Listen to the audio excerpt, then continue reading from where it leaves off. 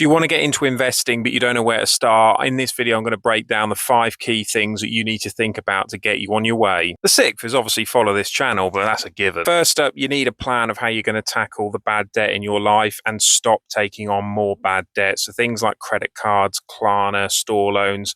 Now some people will recommend that you try and get rid of that before you start investing. Me personally, I didn't. I decided to do both simultaneously because I didn't want to miss out on some of that growth in the stock market. But you need a plan as to how you're going to set aside money in order to address that part of your life. In conjunction with that, you do need to build an emergency fund as well. Again, leave it up to you whether you're going to do that before you start investing or alongside it.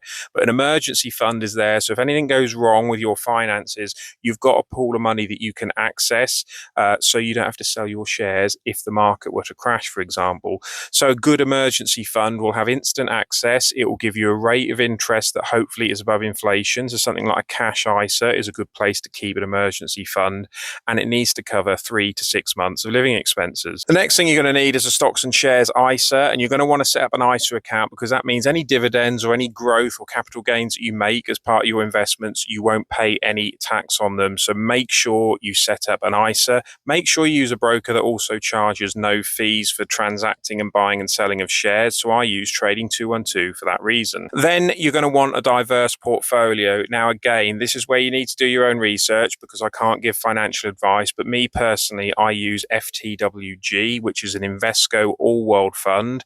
And what that essentially means is that I have bought into 4,000 companies across multiple different geographies and sectors, and it's that diversification that will ultimately lower the risk in terms of my investing strategy. The final bit is to actually start investing, but more importantly, be consistent. So I have a monthly plan where every month I am putting money into the stock market, regardless of the noise of what's going on. If the market's booming, I'm putting money in. If the market crashes, I'm putting money in. I'm ignoring all the noise that goes on in the media, and I'm just being consistent. And if I do that for decades, it will all work out fine. Remember, I'm not a financial advisor. I can't give financial advice because I don't know each and every person's individual situations. But what I do on this channel is document my own investing journey. I give full transparency to everything I'm buying and selling and what my portfolio is doing. And if you want to follow that journey, make sure you click that follow button.